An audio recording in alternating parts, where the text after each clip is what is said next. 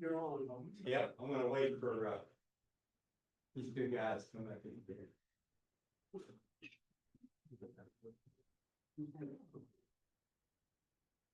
First of all, thank you all for coming tonight on a very rainy night. This is nice, great turnout. So thank you so much for coming. I'd like to call the order the McKinney Chapter Sons of the American Revolution. Order now for our chapter meeting. If you would, if you could rise for our invitation.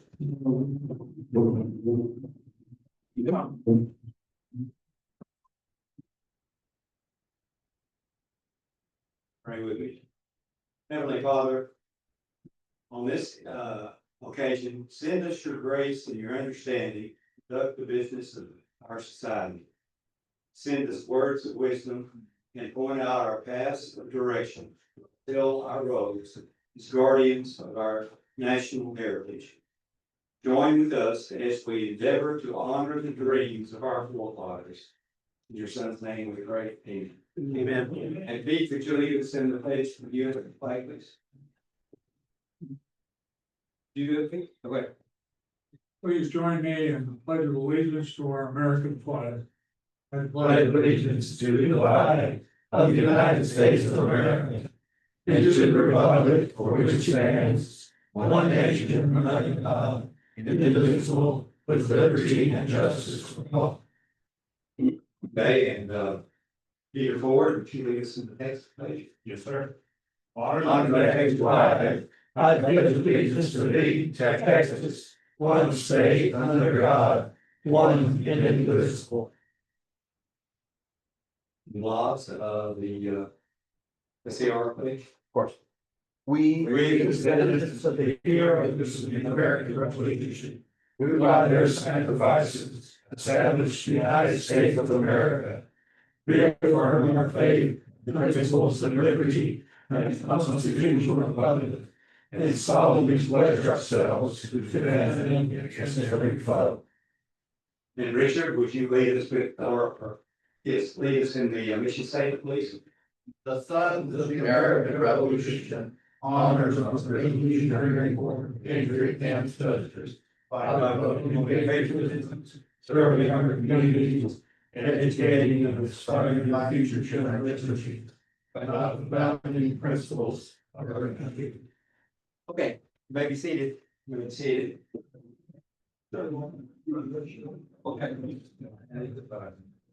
Okay, it's time for this is we usually do. We go around the table here. Around the table. Okay. Let me get my chopsticks. Hello, as I come, yeah.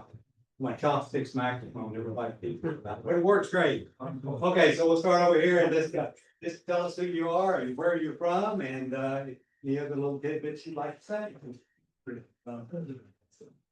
Yes, good evening, Bill Taylor.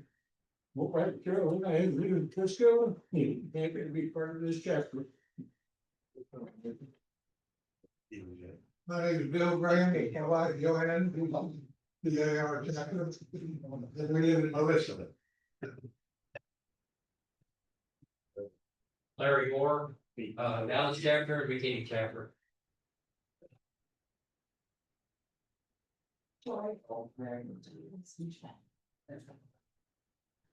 Stephanie Hunt, John Abston. Carol Wilson, John Abston. Lynn Thomas, Regent of John Abston chapter from Fairview, Texas.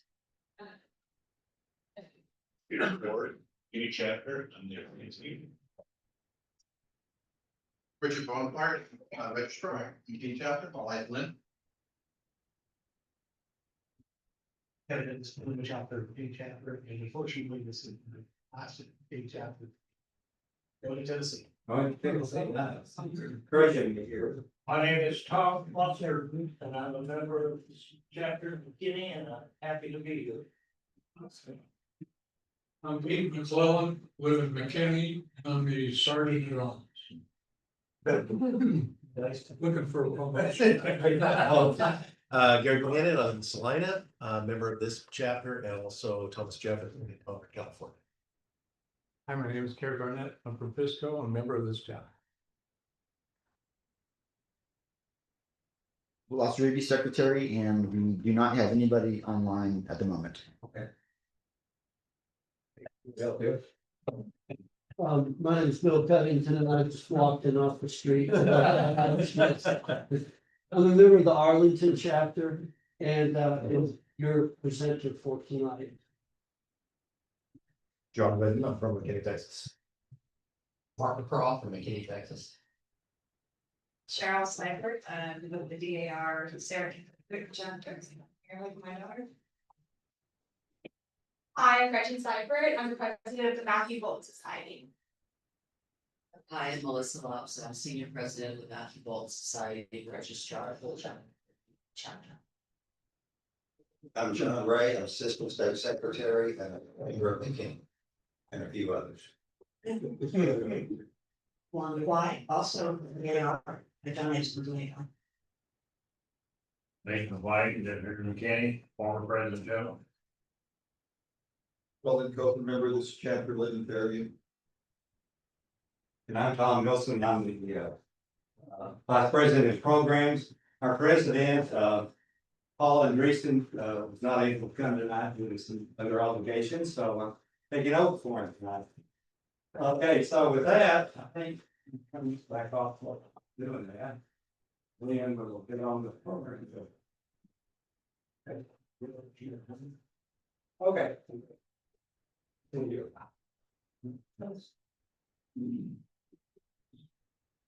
Okay, tonight we're honored to have Bill Covington. Bill's a close personal friend of mine. We've done all sorts of things together. He's a great guy, and on top of that, he knows a whole lot of history stuff. Okay? I mean, a whole lot of history stuff, right? So anyway, so let me tell you a little bit about him, and then we'll let him get up here and talk to you in a few minutes. William S. Covington Jr. is a retired public school teacher, having spent 31 years in the classroom where he taught social studies and English as a second language. He taught in the Dallas Independent School District and the Waxahachie Independent School District. For many years, he was an instructor of dual credit U.S. history, world history, and government/economics at which Waxahachie Global High School in Waxahachie, Texas. He has also served as an adjunct instructor of the Western Civilization U.S. history, Texas history, and world history in Navarro College, also located in Waxahachie. He's married to June Jacobson Covington, and they both reside, which is good, same place in Cedar Hills, Texas. Unless you've done something I don't know about. Okay. Still hanging in there. Okay. They have 3 grown children and 2 grandchildren. Bill was the Texas DAR state winner of the 2017 Outstanding Teacher of U.S. History Award. So he has a little feelings with the DAR too. In 2025, Bill was awarded the patronage. This medal is the highest award that the state of Texas, the state of Texas Society, can give a patriot for exceptional service. And they only give, basically, for each state, they only give one of these per year for 500 members you have. And so we have about 3,000 members in the state of Texas. So basically, this past year, Bill was one of those 6 that was awarded that. So it's quite an honor, and very proud to have you. So anyway, so Bill is going to talk to us about someone that hopefully, if you don't know about, you need to know about. And tell me, he's found a lot of stuff on this guy. And he also, ladies, since you all are from the John Abston chapter, he has questions, I think, that he's going to ask you. So hopefully someone can answer these questions. And without further ado,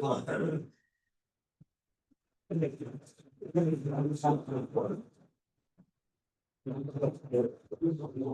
Is it working? Can y'all hear me? Yes. Coming out the speaker? Now, ladies and gentlemen, I made sure to bring a crib sheet. I brought notes because since the 10th, let's see, what's the 20th? Yeah. Since the 10th of November, I've had 4 presentations. And the first one was out in Clarksville, and I spoke about the veterans of the American Revolution that are buried in Bowie County and Red River County. Then I went to Tom's chapter in the Red River County, the Red River Valley chapter in Paris, and spoke about the ones that are buried in Lamar County. And then I went and spoke to the sons and daughters of pilgrims. I mean, it's like, which one of the 3 doesn't fit, and then tonight, I said, well, I just need to continue it, and I speak about John Abston. Now, please feel free to contest anything I say, because I'm still trying to learn more and more. I find this guy fascinating, and so I've been trying to find out as much as I can in a shorter period of time, so that I could come and speak to you all tonight. Now, former President White has told me he actually knew the man who wrote the book entitled American Revolutionary Soldiers Buried in Texas. His name's Clovis Breakville. He was President General back in the mid-90s. Is that it? Yes. And now, a lot of his, I shouldn't say a lot, but the I can just take this whole thing on.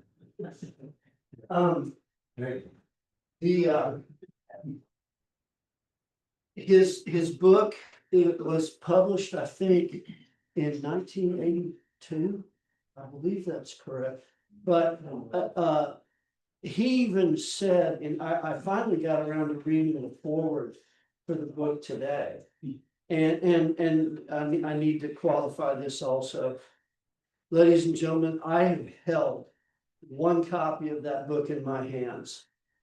And it's owned by the Jane Douglas chapter that is down in the Fair Park area of Dallas. They meet in the Continental House down there. They've got a little library over to one side, and there's a copy of that book that's actually was signed by Mr. Breakville in honor of the society. And but boy, their librarian has got teeth. So I've tried to spirit that book away and keep it, and just she's after me. She knows, she's got a 6th sense.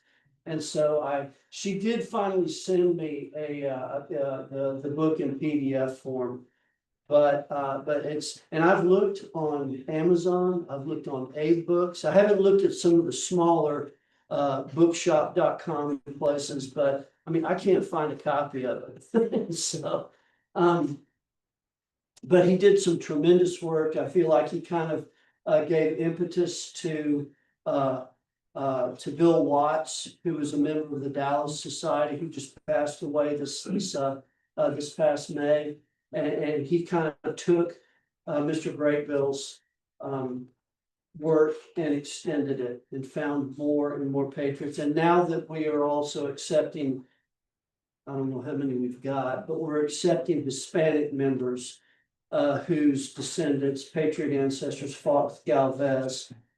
Because all of Galvez's troops assembled here in Texas before they moved out and began bouncing along the northern Gulf Coast, capturing British posts. But so I've got a little bit of information on John Abston, and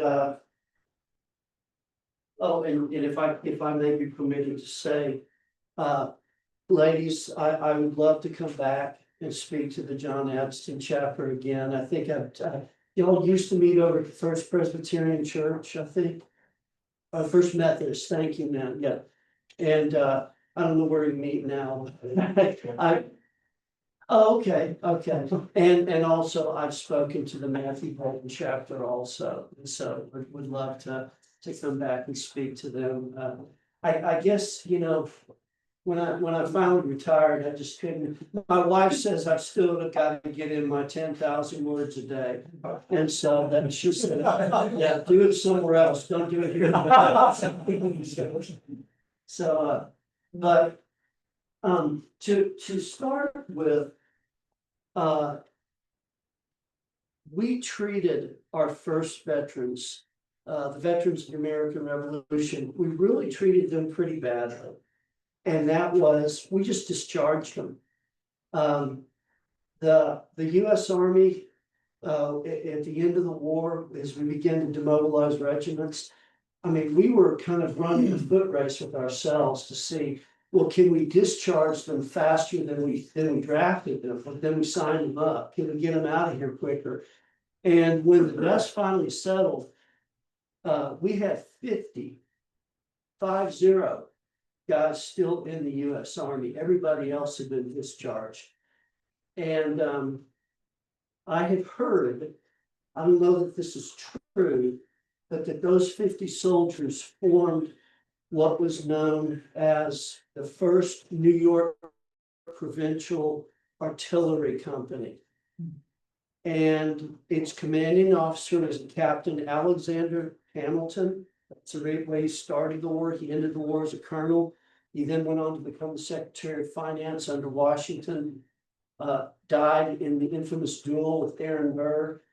And that unit is the only military unit of any branch of the US military that has got an unbroken record of service from today all the way back to the American Revolution. They're Battery D of the 5th Field Artillery and stationed at Fort Sill, and they're still known as Hamilton's Cannoneers.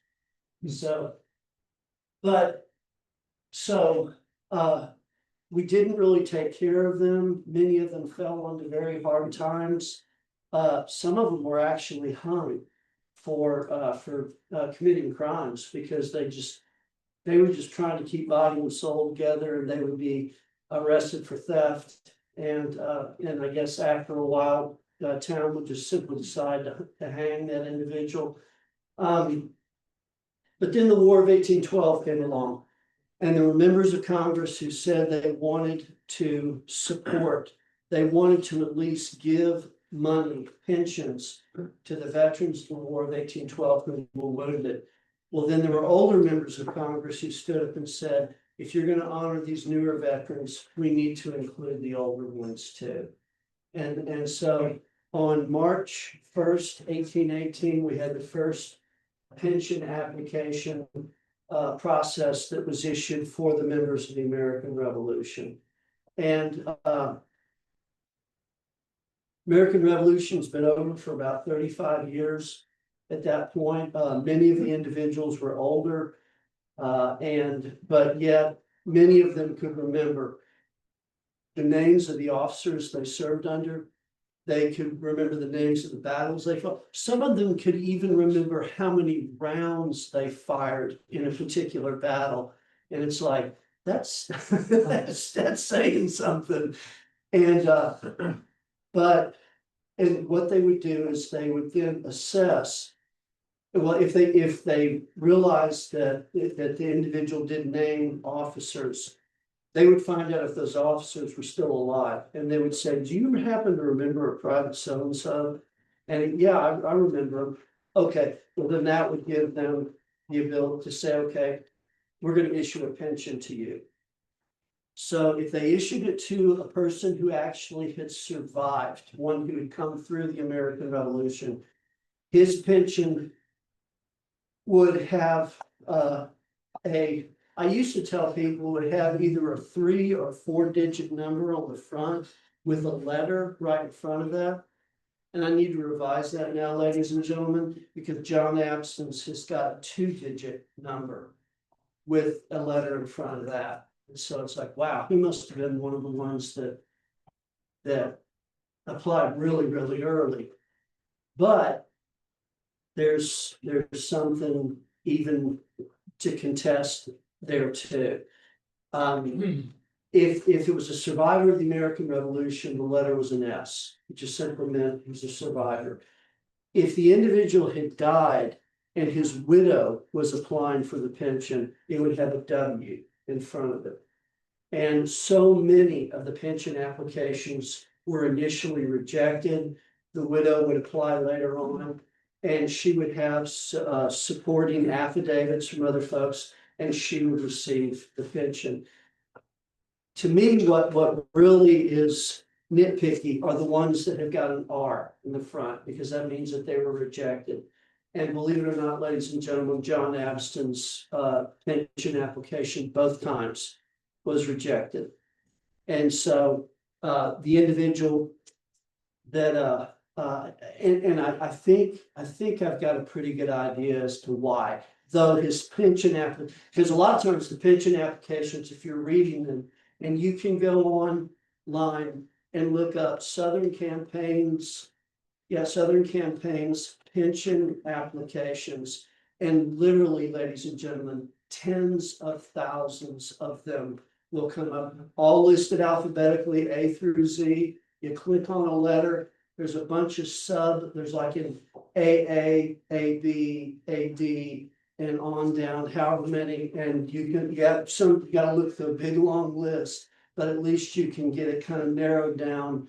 And so I looked up John Abston's, and he was born, or at least his pension application said he was born in Pittsylvania County, not Pennsylvania, Pittsylvania County, Virginia, in January 1st, 1761. His father who's known as Joshua Abston, was a documented captain of the Virginia militia from 1770 to 1775. But then when the revolution broke out in 1775, he kind of re-upped himself as captain and served throughout the course of the American Revolution. When John Abston turned 18, he joined the Army. And this is the first time where I run into something that kind of doesn't make sense here. It just simply says, and if you will excuse me, I'm going to read a lot of this to y'all. Said that in 1779, he volunteered in the Army of the United States. Now, he doesn't indicate whether that was Continental troops, whether it was militia, or whether it was state troops. And those are the three types of troops one could join. The difference being Continental troops could serve anywhere Congress chose to send them. State troops had to serve within the state. That they, unless under special circumstances, they might be able to cross the border into an adjacent state and serve down there. Militia weren't supposed to be taken outside of their county borders. So a lot of times they did need them to do that, but they tried to do everything they could to make sure that they were kept within, certainly within their state borders. So it says that he he volunteered in the latter part of the winter season of 1779 at Jasper's Mountain in Pittsylvania County, Virginia, and that he was under a Captain John Ellis. And then later on, John Ellis would transfer John Abston from his command over to the command of a Captain Rose. And those are the only two officers' names that appear in his pension application. So you'd think, well, that should be pretty easy. They should be able to find Captain John Ellis and Captain whatever his first name was, Rose, and ask them to John Abston serve under you during while you were captain of this company. The problem was John Abston first applied for his pension application when he was 94. So the chances of finding an officer who was older than you, who is still alive, who could remember you, and the first one he applied for was in Ellis County. He goes before a judge here in Ellis County, a judge, I think his name is pronounced Payne, but it's spelled Pegmes, and I think it might be pronounced Payne, but I'm not completely sure. When he was 94, that would have been set in 1853. I mean, the Civil War is coming on, and he would apply for it a second time 4 years later when he was 98. And then shortly after that second application, he passed away. And if you actually go back and read his pension application, he talks a lot more about his dad than he talks about himself. If you look at what Clovis Breakville include, matter of fact, he's the very first patriot spoken about, because he lists them all in alphabetical order. And John Abston's the very first one. If you look at there's a book called Patriots of Kings Mountain, written by a man named Bobby Gilmore Moss, who taught at the University of South Carolina, and he put together all kinds of genealogical information about patriots who served out of the southern colonies. And in the book, Patriots of Kings Mountain stick. And I mean, you open up to page 1, the very first guy on page 1 was John Abston. And it says basically the same information that I've told you all. Born in January 2nd, 1761, died on February 4th, 1858, I believe. And that he married a woman named Frances Thurman, and all of the children that he had were by this one woman. But as I said, he was very elderly when he applied for his pension application. Most of the people who could support, affidavits were dead already. And so his initial one was rejected.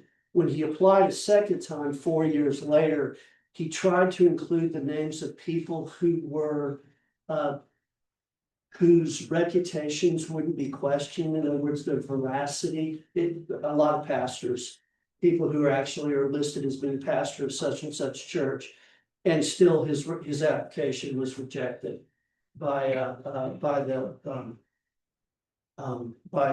this committee of Congress. But the last Congress would occasionally renew these pension applications. There was the very first one, which was in 1818. There was another one in 1824. There was another one in 1832, but that was the last one. And so he applied for that one 25 years after Congress had issued the pension application.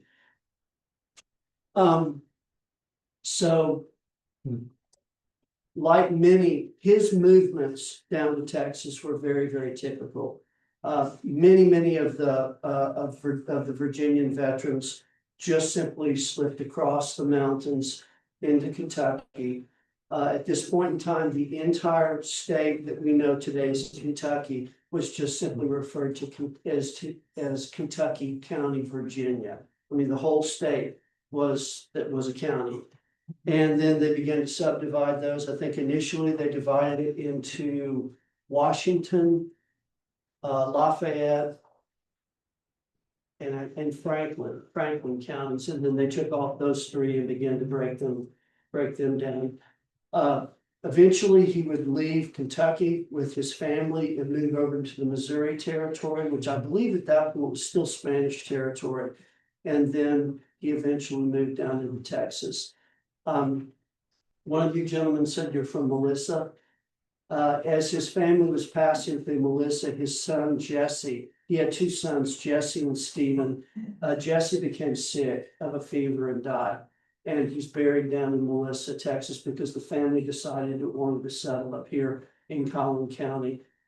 They just outside the little community of LaVarn in Collin County.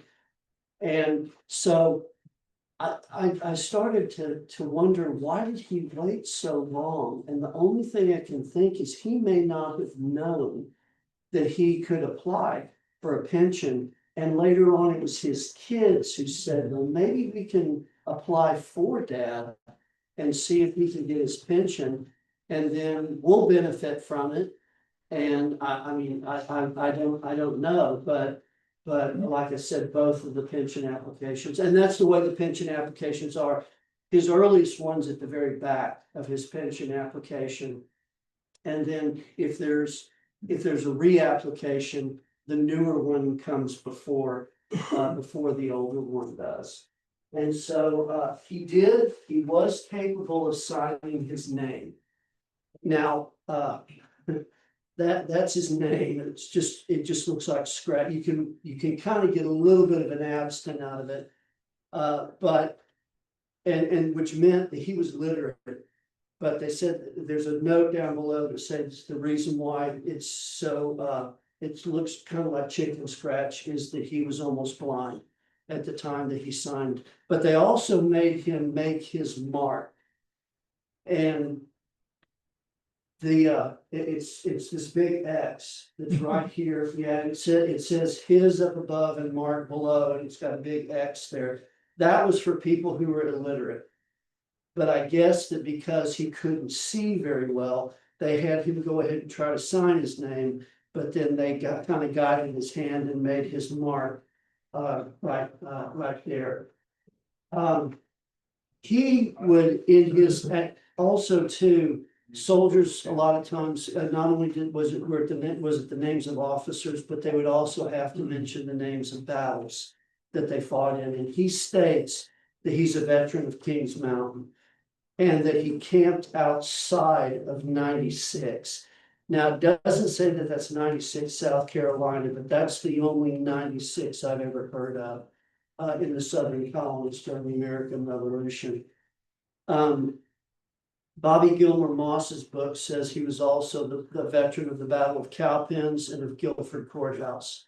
So again, there's kind of some discrepancies because I think they usually trusted the veteran to talk about what battles they had been in. And outside sources would kind of be frowned upon. But again, he can't, they would ask him, which officers did you serve under? He said, well, I know about these two, but I can't remember any of the others. Do you have any friends that are still alive? No, I do not. They can confirm my service in the American Revolution. And so I think in both instances, this caused the Committee of Congress to turn down his application. The way I've heard the story, and I believe former President White has got probably a lot better information about this than I do. That when he died, his wife was still alive. And she had been buried out, I guess, is it in Levon? Well, it was that Underwater now. Yeah, it's under Lake. Yeah. next to Lake Lavon. Okay. I don't know why they do that. It seems like, oh, we got American Revolutionaries, the American Revolution veterans, let's build. There were a lot of graves that were relocated because when they built the reservoir in the 1950s, they had to make space for this reservoir. Yeah. And all the, I have an ancestor that same thing happened down in Waco.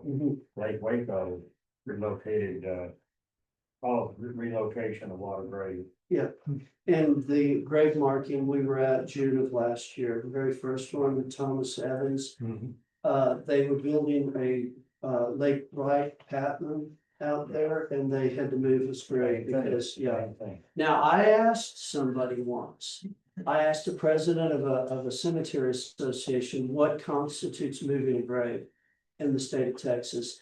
And I was told it's one shovelful of dirt.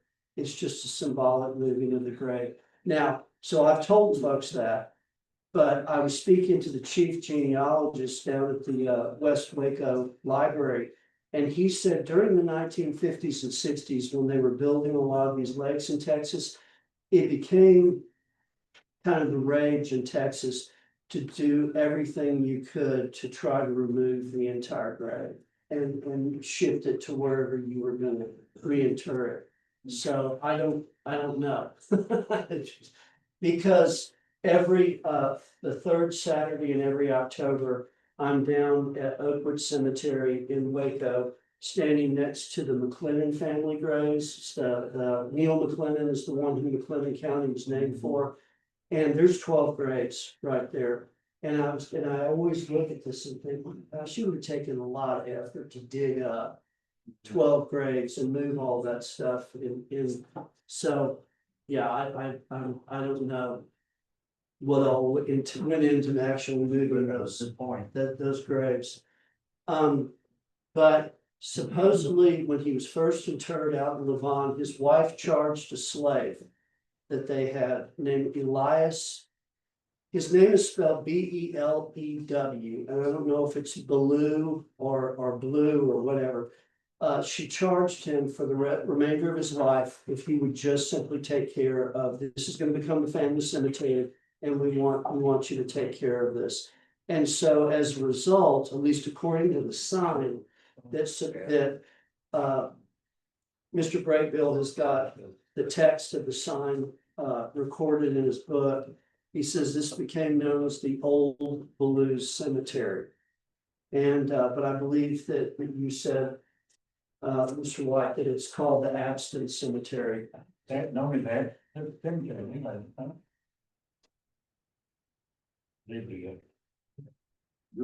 But so, yeah, but I find it tragic that he waited so long to apply for his pension application, that a lot of the, because of so many other pension applications I've seen up to issue affidavits.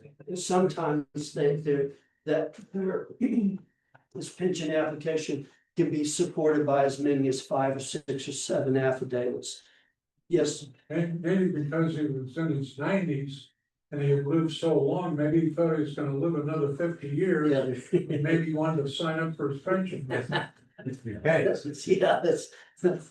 and once again, I mean, the Civil War was approaching that second. I mean, 1853, it's still a little bit off, but 1857, it's getting pretty close. And so, but that's basically everything I have on.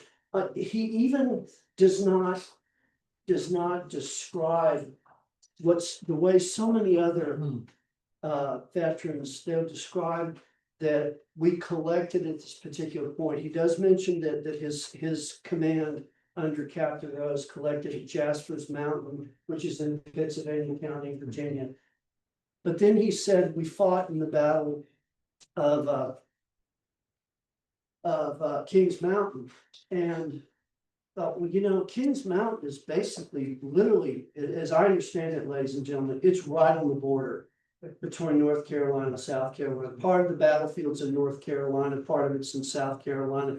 So that's an entire state, at least an entire state you've got to cross to get down. And yet he doesn't mention that we marched for 20 days before we got down to the battlefield. He just simply said, I fought in the Battle of Kings Mountain, and then we camped outside of 96.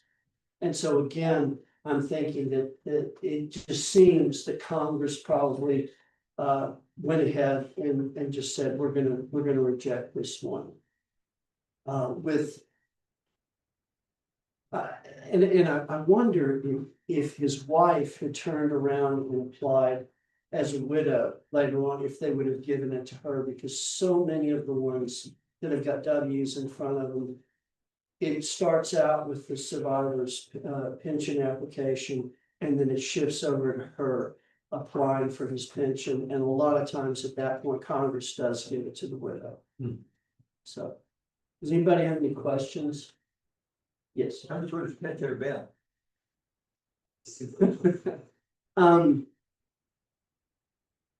Literally, sir, a couple dollars a year. Yeah, I mean, I've seen pension applications that as little as $3 for an entire year. Some might be you have to be an officer to start. Even sergeants might get $15, $20 a year. But it's when you hit lieutenants that it starts fun. Also, too, we do know that John Abston, he may not have received a pension in the form of money, a yearly stipend more or less from the government. He did receive 2 land grants. And so that may be where Congress is feeling like, okay, we're making up for this because we're giving them land. But, you know, the land's usually on the west side of the Appalachian Mountains, and Indians live out there, and they're not very favorable towards whites moving onto their land and taking it from them, so. So if he never approved, how come he got angry? See, and once again, it might be, he got those from the state of Texas. It's possible that they didn't actually come from, I've got, Lloyd Boxtrick's book, Yeah. the Bounty Land Warrants. Yeah. But I couldn't get to them. I couldn't get, there's too many boxes piled up in front of it. And so he said, that's the one I've got to get to look up John Abston, and that'll tell where they came from. There is presently ongoing a National Genealogical Society is taking the lead that the veterans' bounty land records are being microfilmed or reproduced or digitized. And we're not talking about simply the application, we're talking about all of the pages related to that application. I'm on that committee that trying to raise about $3 million for that particular purpose, but that will be a great help for both the SAR and the DAR, because it will name a lot of names and be a very valuable resource for proving legitimacy for membership in the SAR and the DAR. That will be a very, you know, at $2 a year for a 98-year-old, you know, life expectancy being what it was, you know, it was probably been cheaper to give him the applicant, give him the $4 than it would for to go back with all the correspondence back and forth. That's government. And like I said, those senators in 1814 or 1815 said, hey, we need to support our veterans that were wounded in the War of 1812. But the older senators stood up and said, wait a second, what about the guys from the Revolution? And so that's where they got included because of the initial motion to support the veterans of 1812. So thank you very much, ladies and gentlemen.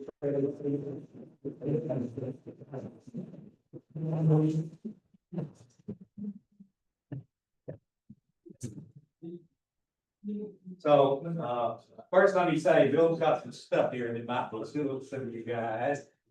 I call it adult show and tell. Yeah, right, that fits to that flintlock there that might be of interest to some of you guys, but various things that he'd love to talk to you about after the meeting. If you would, you have some time to stay and ask. So Bill, this isn't the first one you've got from this chapter, you know, it won't be the last one, I hope. But anyway, we've got a certificate of appreciation. You want to get a picture first here? I have our pictures, you know. Okay, yeah, this says William S. Covington Jr. is hereby awarded certificate of appreciation and recognition of his continued support to the McKinney Texas Sons of the American Revolution by presenting multiple outstanding programs for this chapter. And dated today, and I know everybody's heard at least one or two of his programs, and they seem to get better and better every time. Appreciate you so much.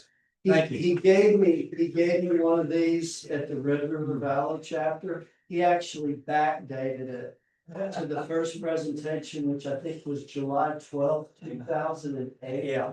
You know, So, yeah. Just a little bit.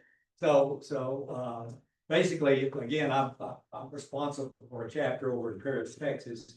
And so we were writing a history, which you all have heard, volume 3 of the SAR history, okay? And so there was a couple of gentlemen who remained nameless that were on my case really bad about how I needed to write both this chapters and the one in Paris, Texas. Well, I started digging into the little bit I could find about Paris, Texas, And I found out he's all over the history of Paris, Texas. I mean, it was like 5 or 6 times over presenting. He's got friends over there. He's got, I don't know, cousinish sort of whatever relationship over there and everything. So he's been supporting that chapter over there forever. So because he had done that, I actually framed his certificate for that one anyway. So he could hang it on the wall. Because we've given him so many, it's like, you know, after a while, you run out of wall space, right? It ends up. I haven't run out of it yet. Okay, well, I'll see. Frank, thank you so much, brother. Appreciate you so much.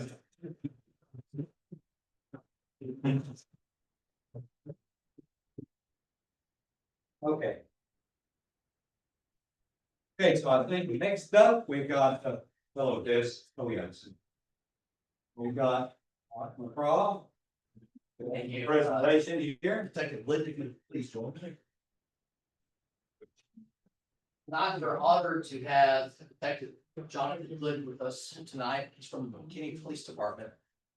He has a wonderful reputation with the judges, the lawyers, with other law enforcement people. He's been in law enforcement for 12 years, and some of the most difficult cases and some of the most difficult cases and some of the most important cases he works on. And he works in the crimes against children's unit for the McKinney Police Department. And what that involves is investigating physical crimes, sexual assault type crimes. A lot of those end up going to trial where he has to testify. He has to be solid in his work, impeccable character, because he cross-examined by other lawyers, and you have to make sure the convictions stand up as well. It's very, very important in our community, and we're very, very thankful and honored that he's here with us tonight. Further, he's assigned to the ICAC task force of North Texas, and that is where they investigate the child exploitation and the human trafficking. You'd be amazed at just the human trafficking that goes on in Collin County. And you read about it on social media, there'll be a man who follows a girl in a store, or anything like that, online solicitations, all types of things that are difficult to imagine, you know, as a parent. And again, to me, these are the most important types of cases. And again, the most difficult, because I don't know how you leave it at the office, you know, when you go home at night. Further, he's the assistant team leader of the crisis negotiation group. And that team, if you have a person that's barricaded, for example, and you'll hear about that every now and then, there'll be some type of domestic dispute, and a man barricades himself in a house with a woman's threatening to kill her. And he's part of that team that comes out to resolve that issue. So tonight we honor him, have the certificate, the medal for you. Very thankful. Thank you, sir. Yes, sir.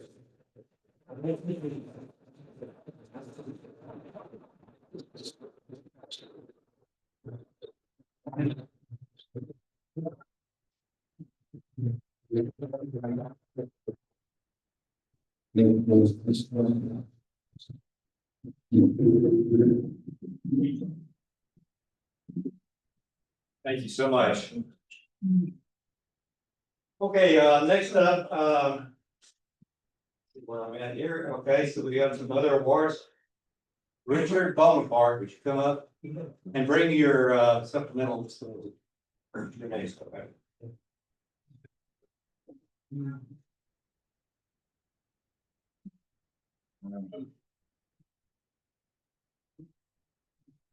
Okay, so right off the bat, this guy has got the hardest job in the chapter. Funnest job. And that's why I like him so much. The hardest and the funnest job. He's our chapter registrar. And you're talking about a guy that's dedicated and enjoys what he's doing. How many did we decided are in various states afloat? This year, we talked about almost 50 this year. Yeah. So, I mean, this guy, Great. yeah, so this guy is great. And so he's getting at least a little bit of what he deserves here. I was down at the Texas Society Board of Managers meeting here a few months ago. And as usual, what happens there, one of the things that happens is after a SAR National Congress, these medals and certificates are awarded there that flow down to the chapter to be given to the person who they were for, because not very many of them get to go up there. So what I've got for him tonight was one that was flowed down. Again, it's from National. This is the Liberty Medal with an oblique cluster. Hey, All right, so let me tell you what that is, okay? So basically, this is the Liberty Medal in recognition of outstanding service in the recruitment of new members. Okay, so if you do 10, and then this is for 2024. So if you do 10 in a year, you get the certificate. I did that once. Hard. It's really hard. Okay. This guy did 20. So for each 10 more, you get an oblique cluster. In 1 year, he did 20 of those, where he was the signer. And then I think probably what happened, they became members then. And so they go through that, look at that, and see who one of the signers is of that application. So he got this medal with the oblique cluster, well deserved. And we're going to get a picture.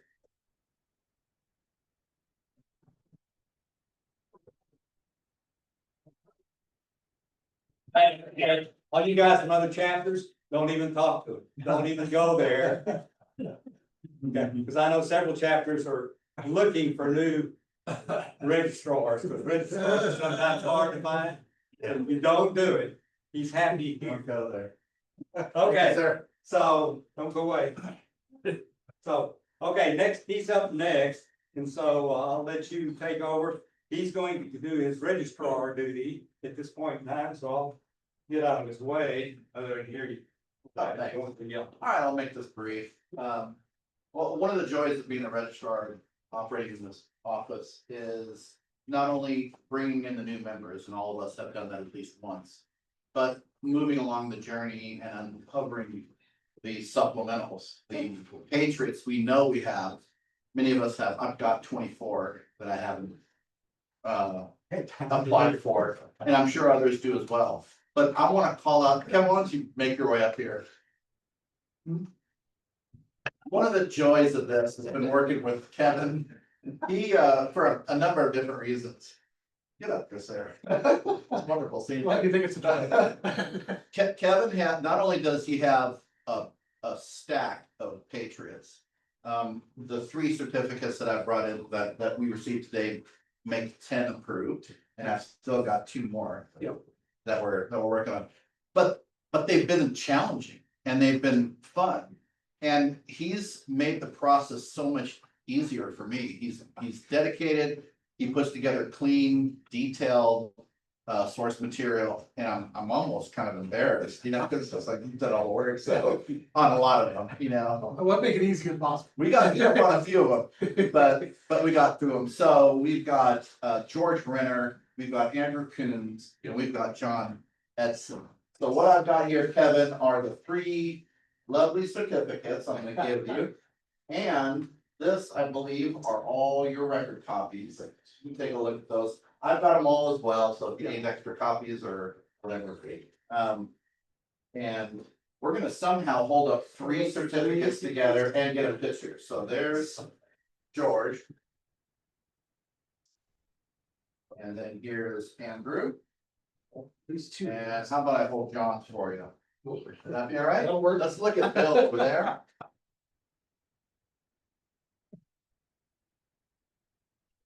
Okay, guys. All right, and here you go, Kevin. Excellent. Hang on to that. Yes. Congratulations. Keep my going. I've got one more as well for George, for Jerry Kinney. This is probably the longest one that we've worked on. It's taken maybe 18 months to put it together. And so that finally came in today. He texted me right before the meeting. He's like, I'm standing at 9 inches of water in my driveway, so I gotta do something about that before we go to the meeting. Oh, my Yeah, so I'm gonna meet with him tomorrow. We're gonna take a picture and I'll send it over. Okay, that's great. Thank you so much.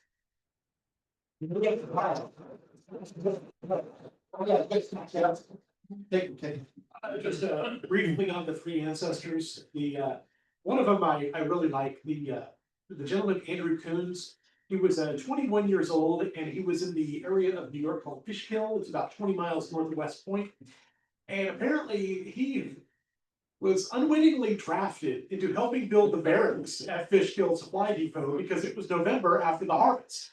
And so they had to finish by mid-December, and I basically stumbled upon him because he had an affidavit from one of his buddies who had a rejected pension application. But that month and that affidavit was enough to attest to his service.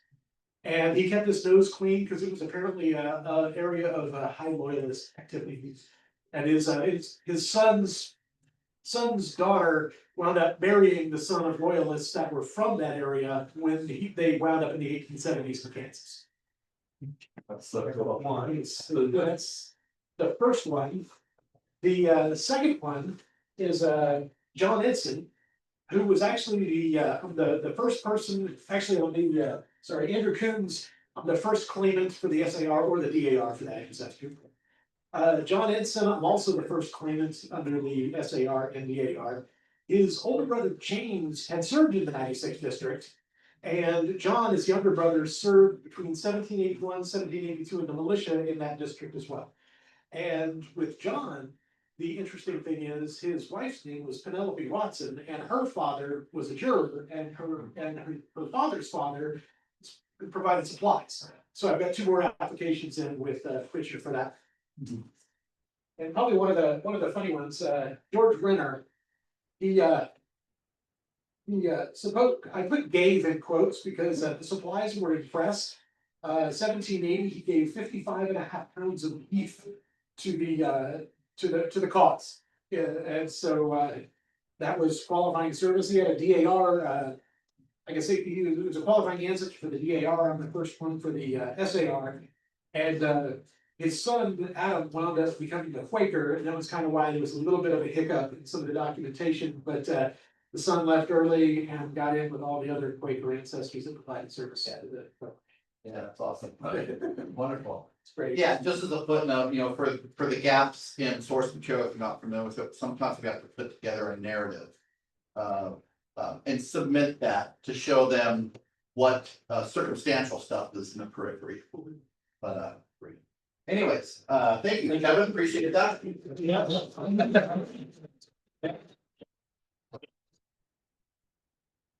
Okay, thanks, guys. All right, let's see.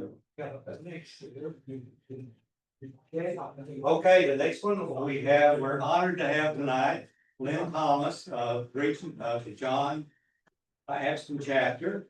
And she said, all she wanted me to put on on our little program here was recognition. So followed her instructions to the T, put up recognition, so here you go, over to you. Thank you, Mr. Vice President. Or we have things here, okay? Yeah, you can lay.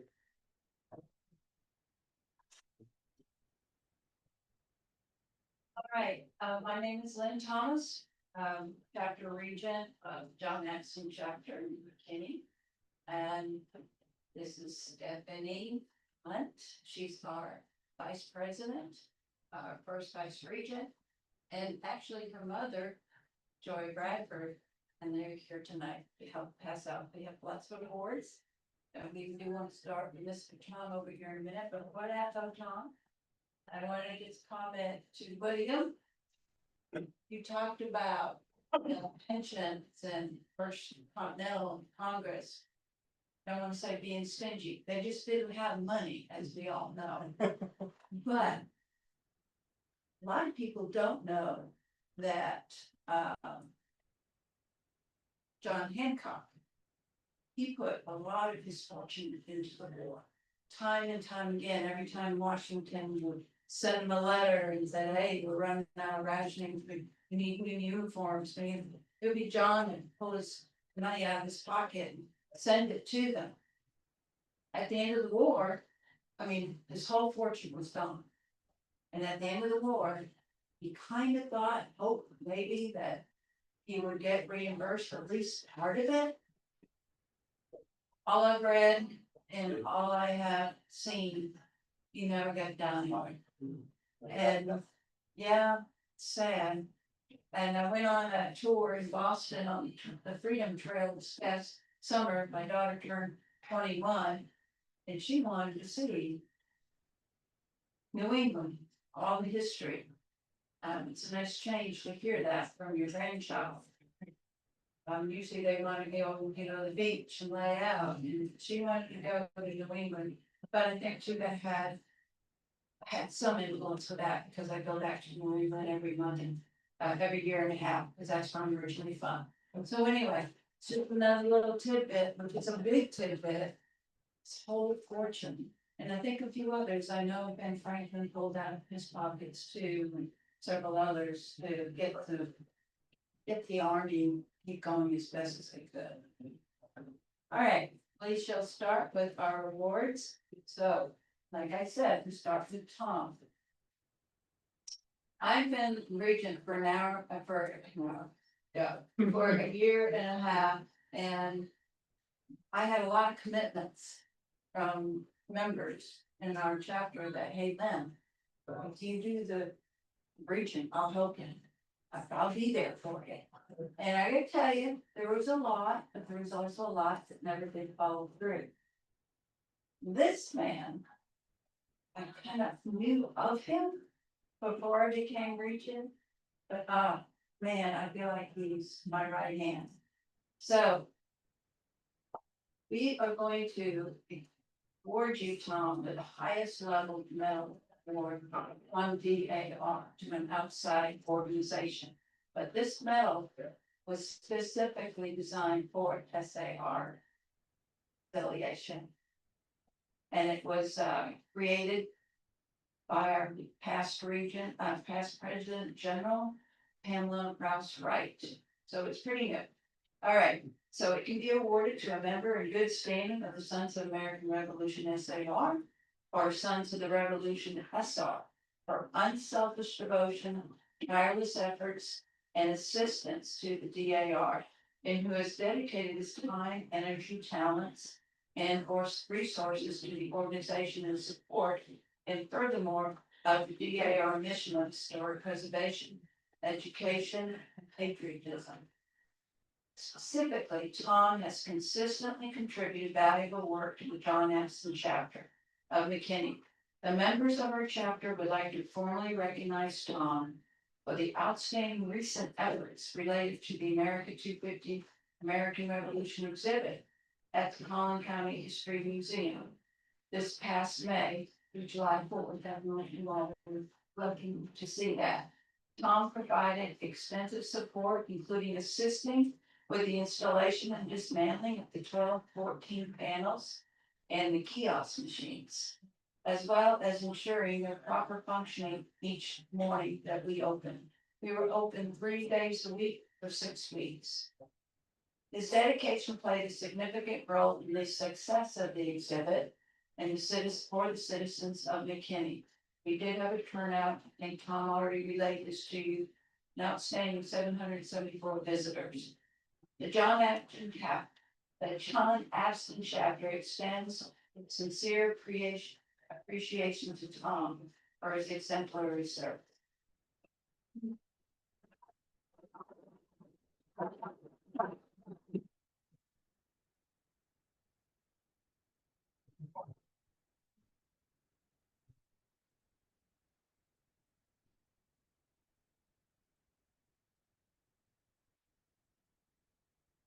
Thank you so much. Oh, my goodness.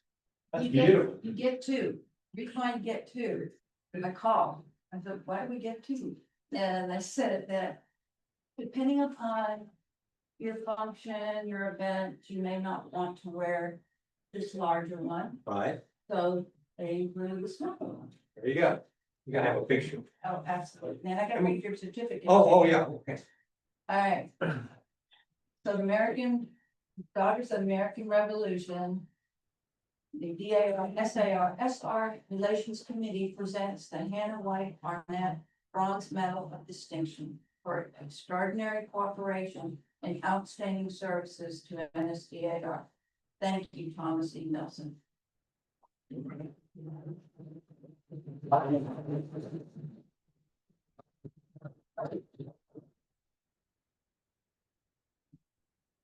Thank you so much. You have one more. What? Have another one. Joy. This is the medal for this American 250 that GAR has produced. And one of the ladies in our chapter, they know her, Dorcas Helms. Sure. We want to get this for you. Congratulations. There you go. I'll thank her in person for that. You're gonna have a jewelry box. I am. Okay. Thank you, ladies, so much. Thank you. All right, we're gonna start with including all these other gentlemen that helps us. We want to express our gratitude to each SAR member who dedicated their time and effort to the America 250 exhibit. As I announced today, please come forward to receive your certificate from Stephanie. Some of these gentlemen served more than just one. We had 3-hour shifts, 2 a day. And some of these gentlemen came through 6-7 days during the whole exhibit. So we were just so pleased that you all were willing and joyfully, pretty much. Pretty much. To help us with this big event, because it was a big event and it came off without a flaw, except for those lights, right, Tom? Right. And he ran out and got a replace. All right, so the first person is Jim Avery. I'm wondering if you're here today. I know you read your last name, right? Got to put specs on, which makers. Acres, probably too many. Acres, Jim Acres. Mike, who's out there? Okay. Carrie Barnett. Right. Thank you. Thank you very, very much. We appreciate it. Oh.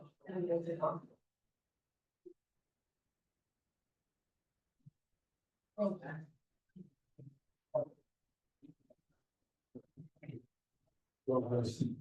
Richard Bonaparte. Might be a relative of mine. Seriously, I got his Bonaparte stuff on. Do you really? Thank you so much. Thank you. Thank you. Thank you very much for this.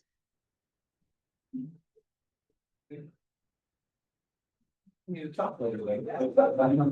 Thank you. Bill Graham.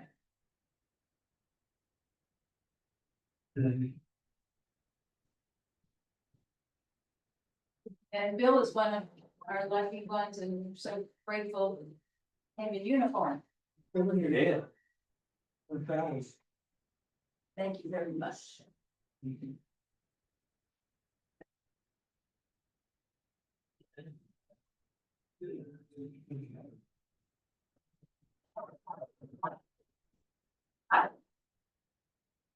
Mark Hansen. Not here. Mark came several times, 1, 2, 3. He liked it. Yeah. But had a couple of shifts with him, interesting. Yeah, interesting. Mark Harrison, No. Bob Johns, No. I know he's here, Mark McGraw, Hey, Yep.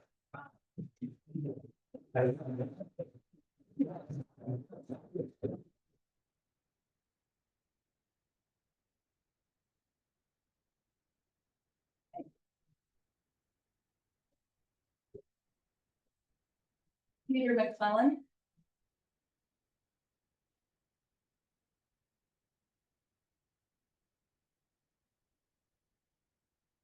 Thank you. Thank you, sir. Thank you.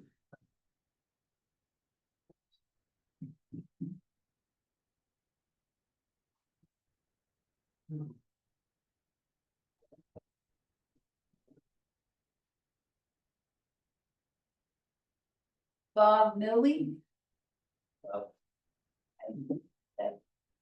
course, we got Mr. Thomas Wilson. Just another one.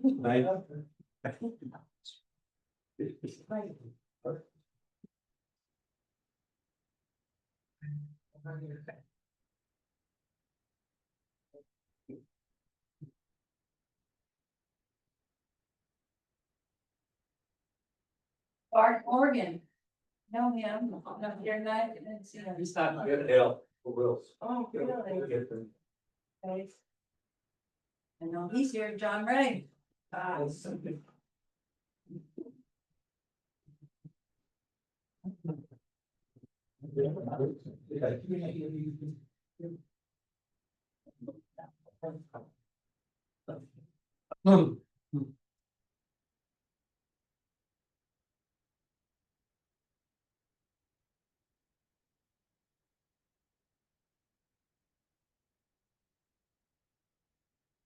Bill Sorrells.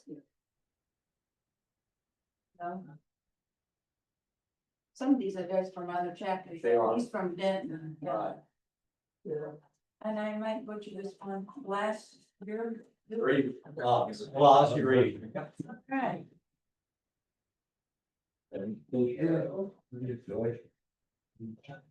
Thank you so much.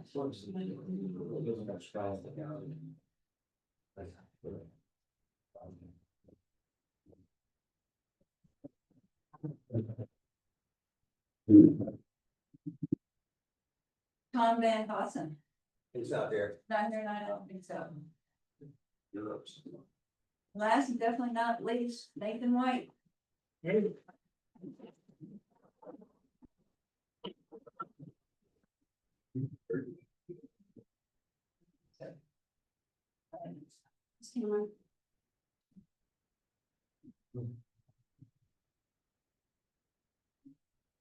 And here.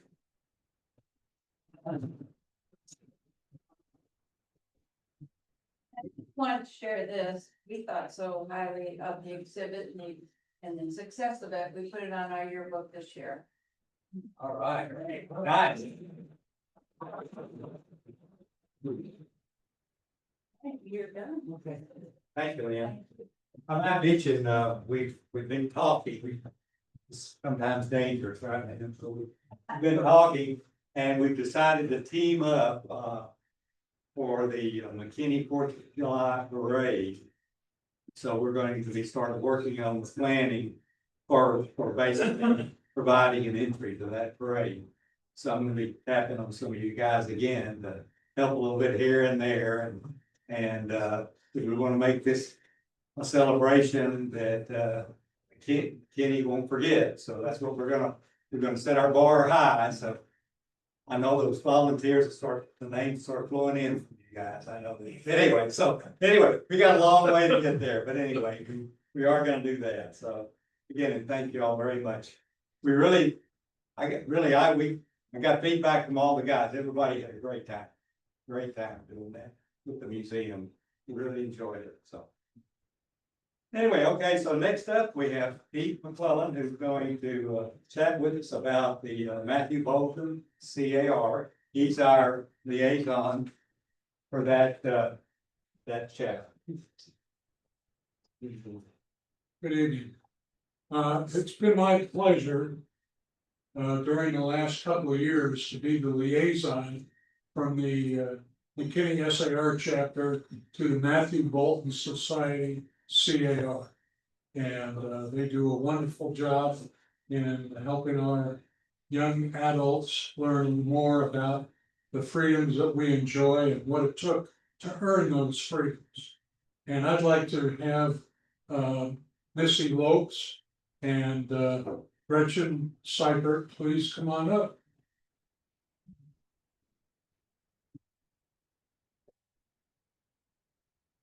pleased to say that Gretchen here is the current president of the Matthew Bolton Society CAO. And her senior president is Missy Lopes, who's a terrific person to have an opportunity to work with. So I want to thank you both for your willingness to come and share with us a little bit about what you're working on. I don't know who wants to go first, but maybe you could just take a minute or two and tell us a little bit about what's going on with Matthew Bolton Society. Yeah, of course. So we do have a national and state project like SAR and CAR. So our national project this year is celebrating the Dr. Joseph Warren Foundation. So what we are doing is we are doing a fundraiser. So all the funds are going to this documentary about Dr. Joseph Warren Foundation. So it's basically where it's all about the beginning of the Revolutionary War. So it's honoring the lesser known patriots or the lesser known people in the Revolutionary War at the beginning. Not the end or middle, just the beginning, because a lot of people don't know what they have done. So that's what we're doing as a national program, but we also do have a state project. So our state project this year is called Little Boots, Big Courage. So what we're doing is we're celebrating all veterans' children by we're doing a fundraiser helping support a camp called Camp Courage. What we are doing is we're helping all the inactive veteran children to come to this camp, and we are teaching them horseback riding. We're teaching them basic life lessons because sometimes they don't have both parents at home all the time. So basically it is like a therapy where they get to be with other children just like them, and they are not going to feel left out, and they are always with somebody else. So that's what we basically are doing this year as a state project. So local communities and local chapters and societies are going and helping fundraisers. Basically what we have. Great. Thank you. Thank you very much. Well, it's my pleasure to present the Matthew Bolton Society check in the amount of $250 to help defray some of your expenses this year. I know it's not going to cover all of them, but it will help. Thank you so much for coming. Good to meet you. Thank you.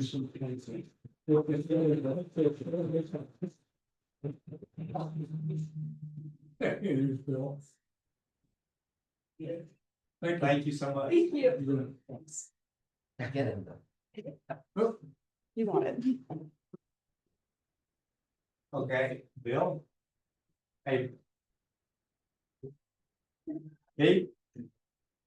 You're up next. 2026 Okay. officer slate of candidates. Yeah, as you know, the last meeting, we said that we were going to present the chapter with a slate of officers for the year 2026. And the only open slot that we have right now is to be our chapter historian. So if anybody out there would like to step up and assume that officer position, we'd welcome your participation. And at the December meeting, which is coming up another month from now, we will go ahead and vote on the slate and any other proposed nominations that you might want to make known to the chapter.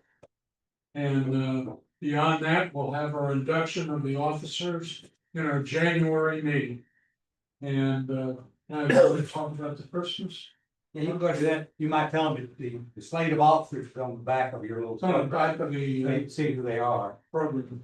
If you got, yeah, why don't you go do that while you're standing there? And as many of you are aware, my wife Downey and I would welcome the opportunity to hold a Christmas meeting on December the 11th.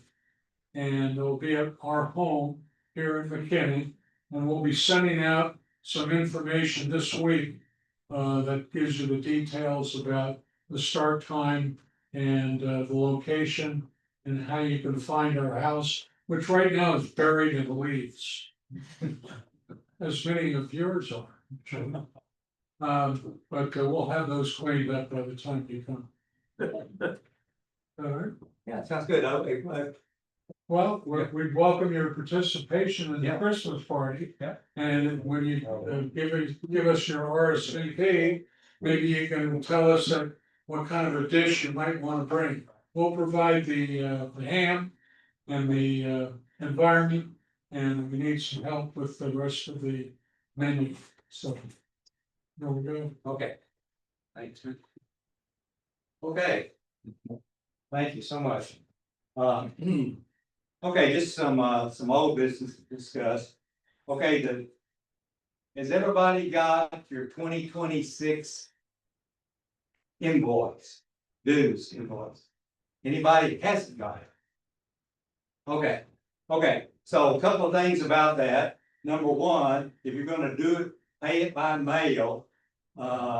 Somehow, in the process of sending those out, they got the wrong, basically suite on the envelope that you can mail your check back into. Okay, so basically on that envelope, it had suite 300. And guess what? It's suite 250. Okay, it's right on the card, okay, but it's wrong on the envelope, which is probably the most important thing.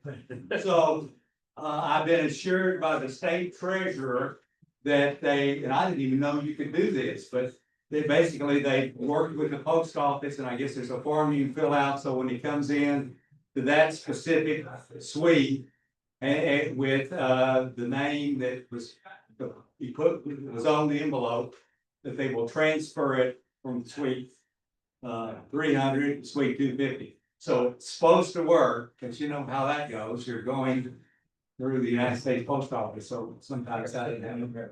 So that's the first way anyway. So we'll make it right, whatever we need to do at the end of the day. But that's where we are right now, man. Okay, the next thing, you can always go online and do it. To do it online, you have to have, basically, it's on the private side where you have to do it. If you don't have, basically, if you don't know how to do that, I didn't hand it out because I got a password basically written on the sheet I gave you. But if you need to have that to basically to do that, I've got a sheet, or you can call me, whatever, and I'll give you that information so you can do it online. The last thing is, and here I go again, having trouble saying no, right? So the last thing is if you're having trouble and nothing's working, call me. At least Carol's saying on here. Anyway, so last year I fixed a bunch of them, and I can do it in 3 to 5 minutes. More toward the 3 minutes. And I'll provide you with a statement saying I paid it, the whole thing, and then you can send me a check to cover the cost of it. So don't not do it just because you're frustrated with either the post office or our online process. So that's the 3 things I wanted to tell you about on that. Okay, so I think the next thing, let's see if you get the Christmas party all right. Okay, the Wreaths Across America. First, thanks to everybody who's purchased wreaths. Okay, I know you've heard this story before. This is something that I got started because I felt we should be actually placing wreaths on graves. And as y'all know, we have a small cemetery out in Anna. And there's actually 2 little cemeteries out there that we have said we're going to sponsor handling that for. Nothing like your guys' sponsorship. How many you got? 900,000? About nine. Yeah, just like, oh my God. So anyway, so ours is really, we've only got like 92, 93 graves. So as of now, we have met our commitment. We had a commitment that was set a little higher, but not now between us and what the cemetery themselves have contributed. We have all of the wreaths we need. You can still purchase one if you want to, and it'll roll over till next year. But if you decide you would want to purchase, for sure you can come out and help us lay the wreaths, okay? But if you still would have liked to do it this year, usually at the first of the next year, they give you an opportunity to get a better deal on wreaths for the like 2026. So I would suggest you do whatever you want, but I suggest if you want to do it, wait till when this comes along. I'll put out an email that says, it's here now, here's the link, please do it, here's what you get. If you buy 2 wreaths, here's what you get, you know. So keep that all in mind, whatever you want to do is fine, but thank you so much. Again, we're gonna have the wreath laying, at the cemetery. Basically, it's same time, it's done at the same time across the United States. We talked about this before. And so it's basically on December the 13th, okay? Which is a couple of days after the party, in fact. December the 13th, again at 11 o'clock in the morning for us. So anyway, think about coming. Again, I think I enjoy doing it. We had 2 years that we took our grandson. I think I've told you this story before, but we got a bunch of his friends that came, and they had a great time. And for those of you that haven't been there before, what the situation is there's a little thing you do. You take your wreath, you go up, you read the individual's name, the veteran's name, and thank him for his service. Okay. After we got through with all that, my grandson came up to me and said, "Grampy, I get it now." Think about that. Now he was, I don't know, Carol, how old was he? He must have been at least 12, 11 when we did that the first time. Yeah, something like that. So think about that. So if you got some grandkids or something, etc., please bring them out. I don't think you'll be disappointed in the results that you'll have from that. Okay, any questions about any of that? Okay, let's see here. Last page here. Tom, if I could, Yes. just something that impacted me on the recent Cross America. One of the things that at the cemeteries we used to put the wreaths down on. Somebody said, one of the speakers said, "Hey, make sure you go and look at the graves and then go try to find something out about one of the veterans." That's a good idea. I happened to be walking in a cemetery one time and saw a grave from a flyer, a Navy flyer that was killed in World War II. Mm-hmm. And I looked him up, found out information about him, and it was very rewarding for me. So I would just recommend that you do that. Yeah. When you're there. Identify, just pick one. Take a And see if picture you of can, it, go yeah, home. see if you can't find something about it. It's a nice I think experience. The cemetery we're in, it's quite an old cemetery, and basically, I think we have it's either 1 or 2 Civil War veterans in there, with the 93 in there. So again, think about doing it. I mean, it's very rewarding. Ceremony, very nice and very rewarding. Okay, you guys that are in the color guard, it's a national event, guys. Get more points, national event. Okay. Let's see here. Next up, we've got basically the minutes. The minutes are on the website, I believe, by now. Yep, on the website. Okay. And at this time, I would like to hear a motion to accept. Let me get through. Okay, accept those minutes as written. We got John Ray accepted. Do we have a second? 1 second. 2 seconds from Pete and Bill. And you can decide which one you want to use. All right. Any discussion? Discussion? Discussion? Thank you. You can tell why he's our sergeant at arms, other than the fact he's taller than the rest of us. So you know, he said, you know, like this. So you didn't do that right, Tom. And he does that too. Anyway, so okay, so I guess we'll take the vote then. All in favor? Aye. Aye. Opposed? Okay. Okay, next up, we have our treasurer, Peter Ford, talk to us about all this money that we haven't spent yet. Sorry, Tom, I spent it all. I mean, you spent it all? We have a little issue because he lives next door to me, and we keep wondering whether if both our families disappear, the chapter thinks they might have expounded, stolen all the money anyway. So we haven't done that yet, so we watched each other real close. All right, so as of this evening, actually, let me start with the last meeting. Last meeting, we had $8,748.35. We had one expense this week, or sorry, this month. And this was for the bottom veterans for Veterans Day. We asked them, what did they want? And they said pizza.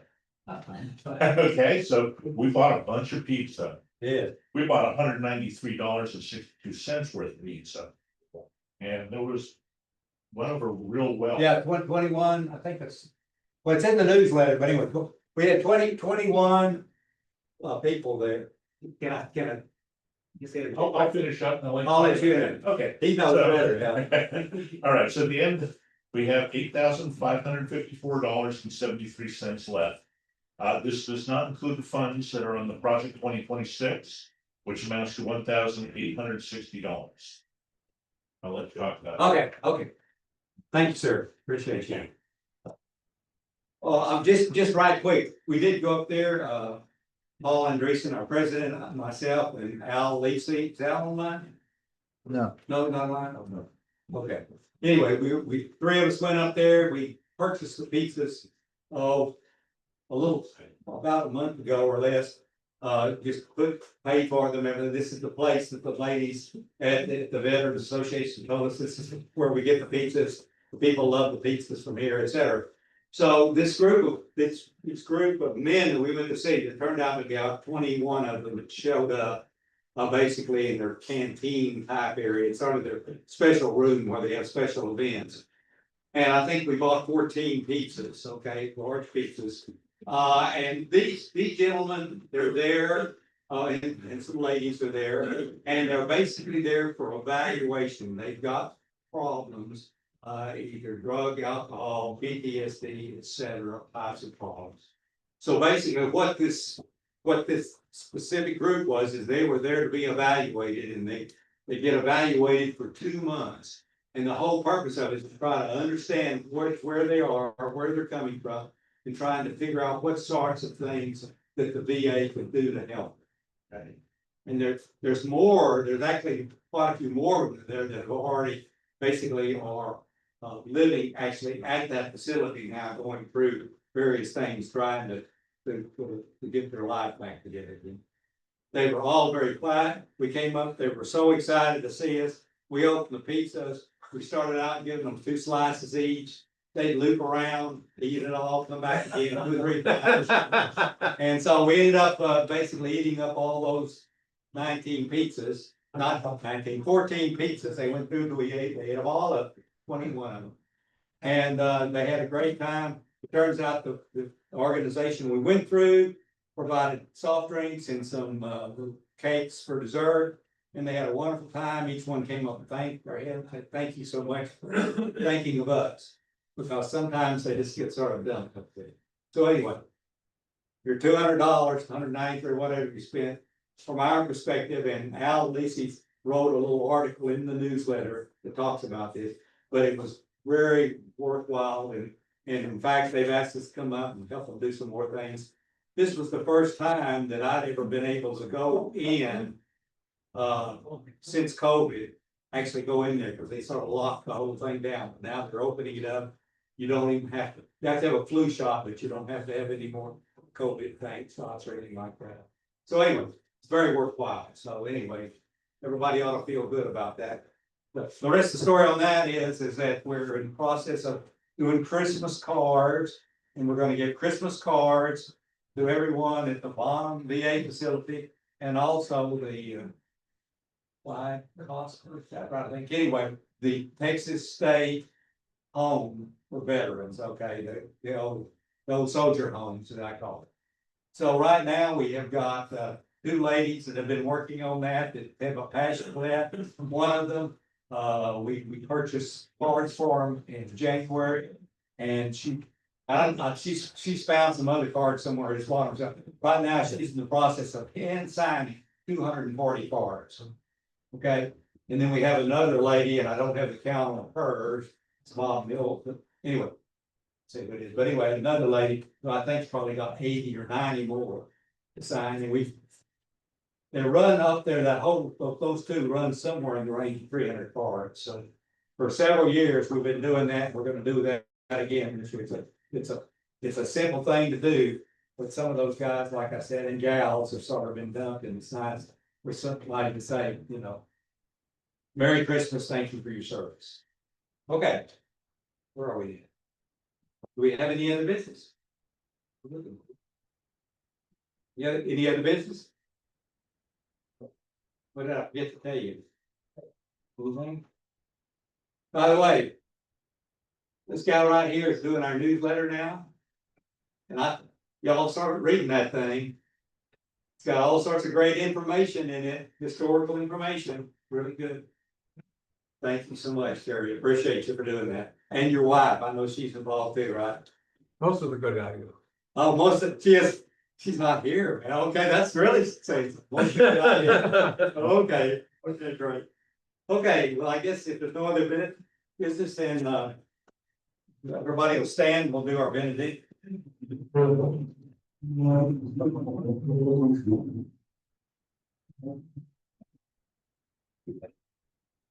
You along with me, it's in your program there. Until we begin, let us remember our obligations to our forefathers who gave us our Constitution and the Bill of Rights, and the independent Supreme Court, and the nation for freedom. Okay, and now for the vacation here. They're right, okay. Okay. Okay. Let's see. Heavenly Father, we just thank you for this time we've had together with all of our friends here from SAR, CAR, and DAR. Father, we all have one cause here with this organization and these organizations is to remember our patriots, help educate our future generations, take care of our veterans, do those good works again, to perpetuate the vision of our founding fathers. Father, go with us. Let us go home safely and be kind and gentle and be thankful for the things that we have. Or in your son's name we pray. Amen. Okay, I adjourn this meeting. Thanks for everyone for coming. We got stuff on the table. There's a rival up here you come here about, I know.